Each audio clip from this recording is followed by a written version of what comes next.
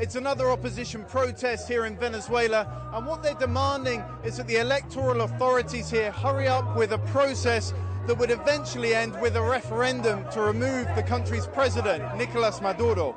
The president's in trouble, struggling with endemic crime and especially extreme food shortages in a country close to economic collapse. He's just extended an emergency decree granting him extra powers to try and solve the problems, and opposition leaders say that's unconstitutional. What's happening in Venezuela is that more than 4 million people don't have a roof over their heads, and the government is violent and doesn't respect human rights. And that's why we're calling for this referendum, which will remove Nicolas Maduro.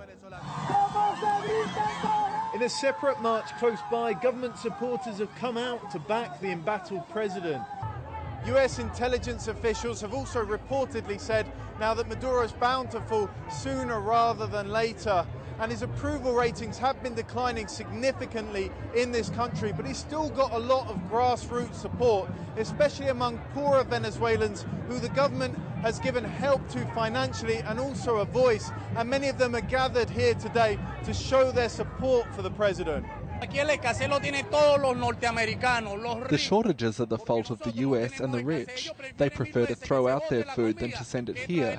What people say isn't true, that the president's no use. He's got his head on straight, but they're stabbing him in the back.